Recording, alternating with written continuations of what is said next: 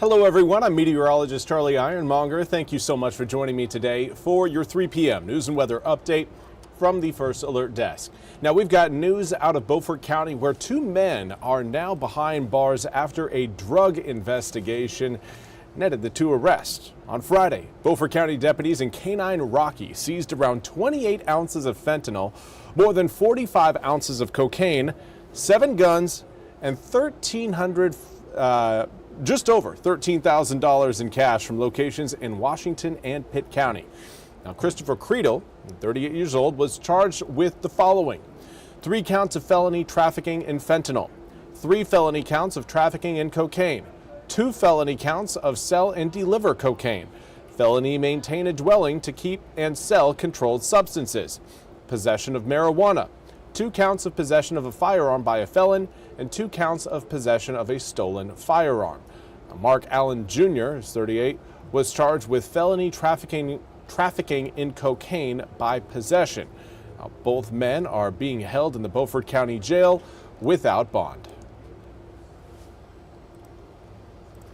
Now, we also want to turn our attention to an arrest out of Onslow County, specifically the Holly Ridge area, as a man is now facing charges after he allegedly had indecent liberties with a 13-year-old. Holly Ridge police on Thursday charged Benjamin Martin with indecent liberties with a child, exposed child to controlled substance, possession of methamphetamine, and possession of drug paraphernalia. Now, a 13-year-old victim was exposed to methamphetamine, and the warrants say that the crimes happened back on October 30th. The 46-year-old Martin was not given a bond because he was charged with a violent offense, according to court records. And now we turn to a developing story out of Washington, D.C., where Capitol Police made an arrest of a man in a tactical vest who was apparently charging the Capitol. NBC's Ryan Nobles has more. A serious scare on Capitol Hill. According to authorities, 18-year-old Carter Camacho was wearing tactical gear and carrying a loaded weapon when he rushed the west front of the Capitol. We had a person exit that vehicle with a shotgun and begin running towards the Capitol. Police say the teenager backed down when confronted by Capitol Police, but they found more ammunition, a Kevlar helmet, and a gas mask in his car. While the situation had the potential for tragedy, Capitol Police were prepared. Just a few months ago, we had an active shooter exercise right here on the west front, virtually in the same spot. Political violence is up across the board. In just the last year, Congresswoman Ilhan Omar was attacked at a town hall in Minnesota. Conservative political activist Charlie Kirk was assassinated at an event in Utah. In Minnesota, a state lawmaker and her husband were shot and killed in their home. There have been 2 assassination attempts against President Trump, and last April, the governor's mansion in Pennsylvania was set on fire.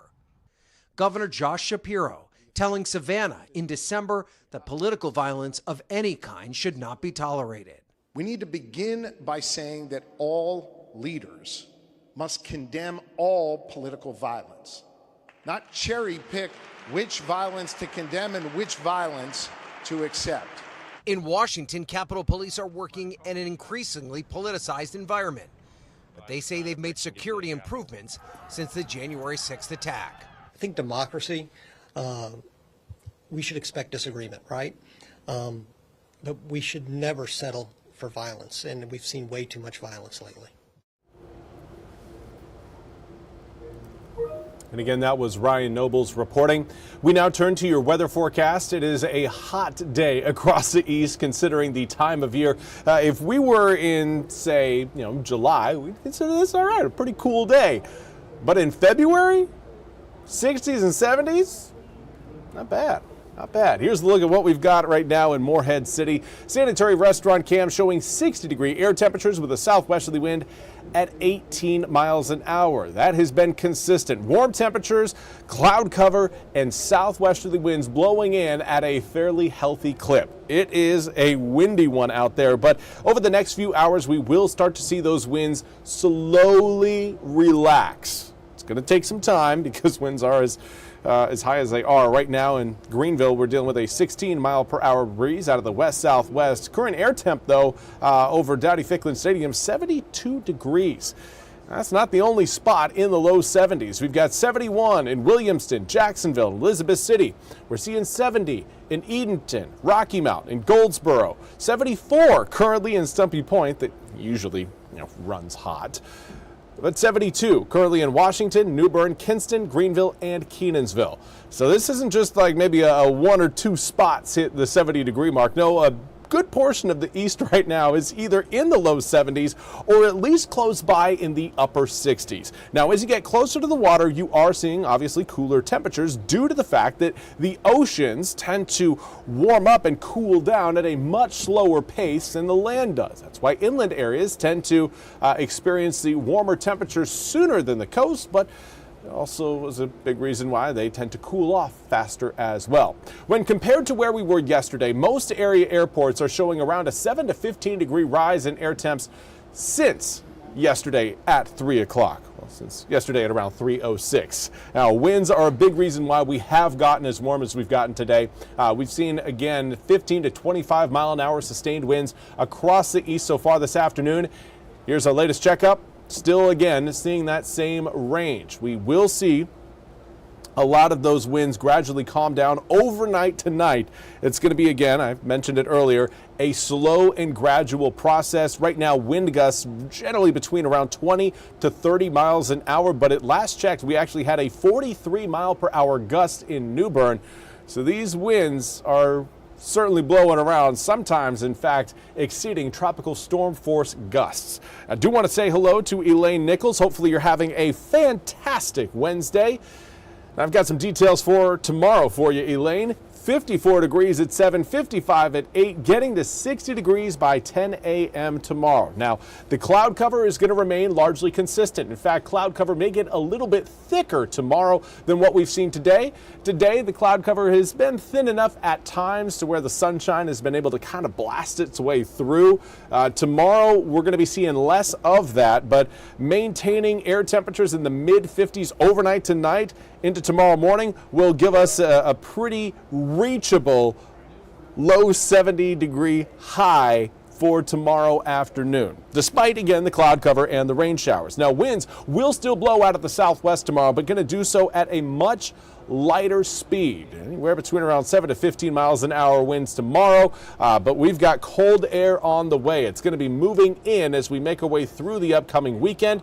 We'll see our first frontal boundary try to work its way through late Friday evening.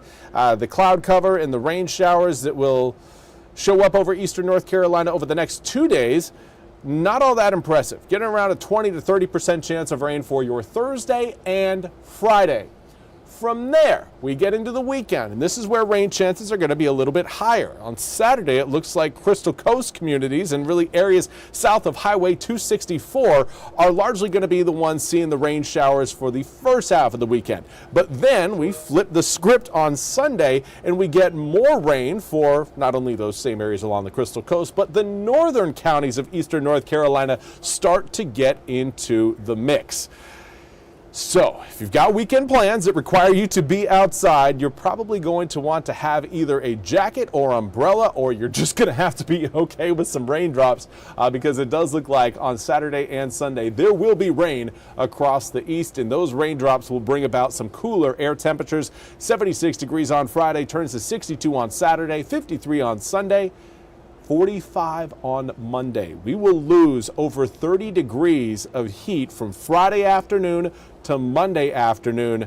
Something, again, that eastern North Carolina is famous for. The quick flip of the season feel.